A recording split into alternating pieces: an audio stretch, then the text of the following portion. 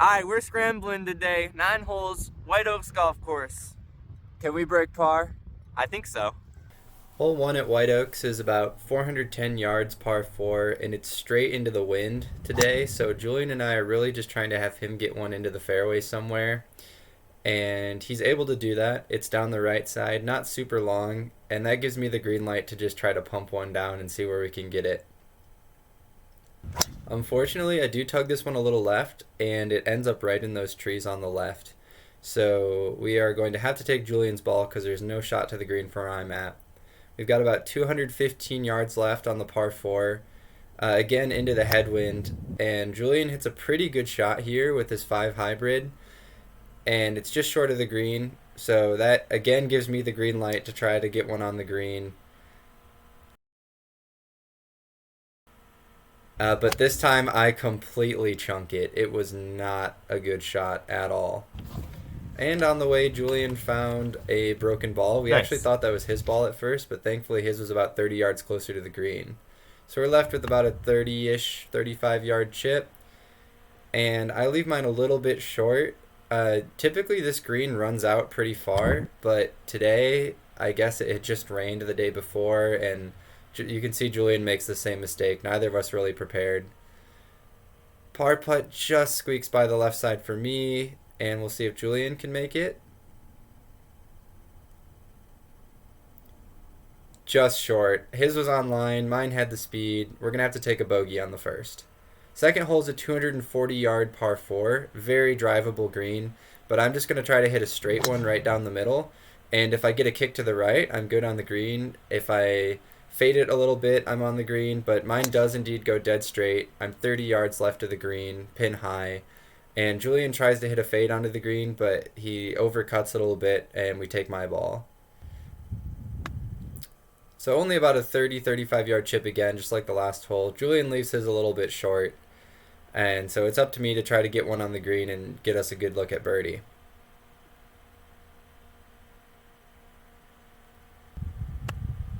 This one has much better speed on it, and it rolls out.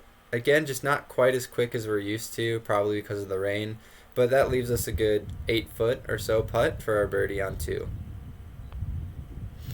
Mine just sneaks by the hole a little bit, underestimating the break. But Julian's able to drop his, so we get the birdie and we head into hole 3 even. Hole 3 is a really tough hole. It's a 190-yard par 3, and from the blues, it's actually almost 240 yards, so nearly the same distance as the hole before. But we are playing the whites today, and I just overdraw mine a little bit. I'm going to be pin high, 40 yards left. Julian hits his nice and straight, but he catches a little bit of the ground on his swing, and his ended up about 40 yards, 50 yards short, so we decided to take mine. Our pitch shots, as you can see early on today, we're just not giving it enough juice. We're expecting rollouts, and you'll see us make the adjustment later, but we're going to have a long look at par. Julian leaves his short, and I give mine enough, but it just breaks right. And we'll take a bogey to go +1.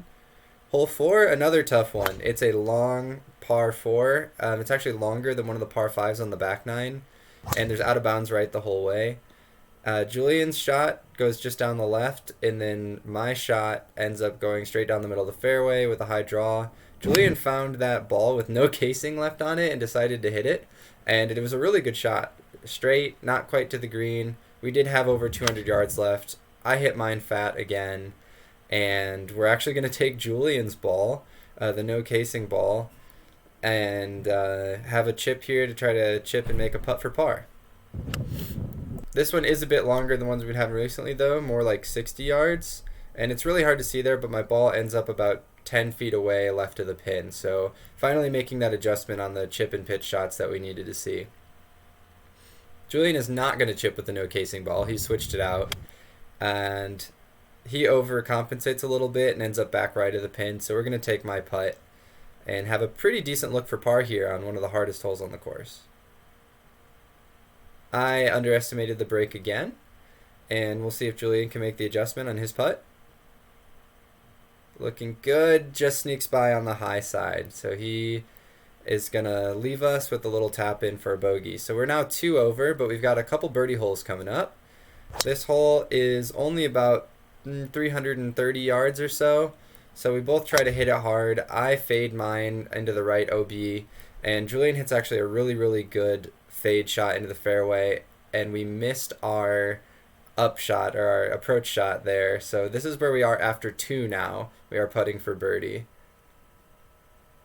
Mine sneaks by, and Julian's sneaks by on the other side. He actually caught the edge of the hole there. So we're going to tap in for par and head into the 295-yard par 4, which is normally a drivable hole, but today it's playing into that headwind.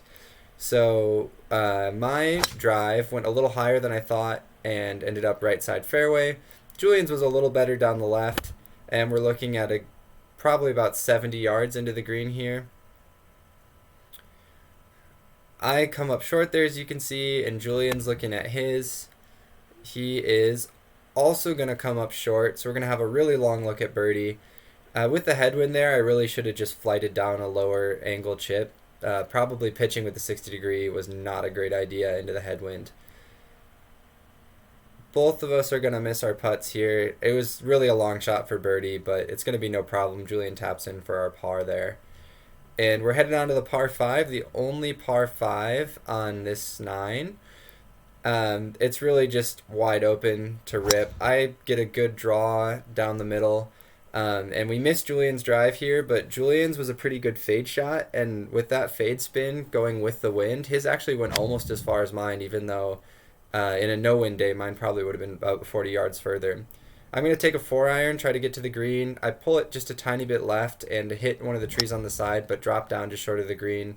Julian's, I thought, was on the green. He hit it really well, perfectly straight, but he actually ended up being about 60 yards short of the green. So a little bit surprising there, especially considering that we only had a crosswind, not a headwind.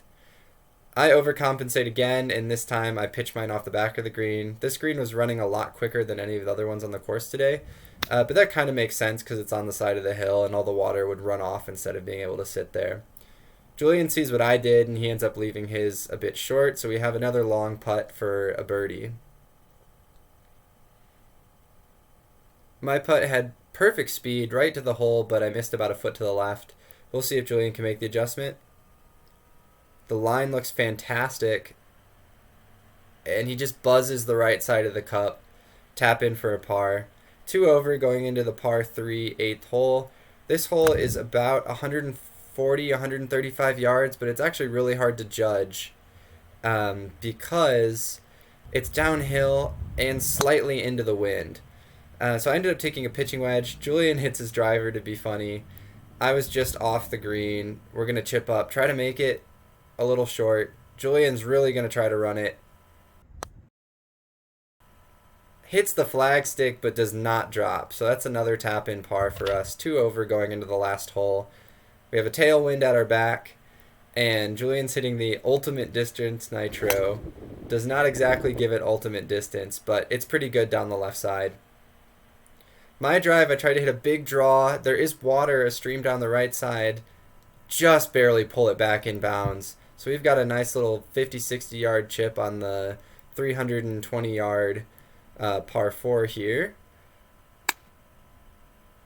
Both of our pitch shots a little bit off though. Mine's short, Julian's to the left. We're going to take his even though it's just barely in the fringe. It's a decent look at birdie.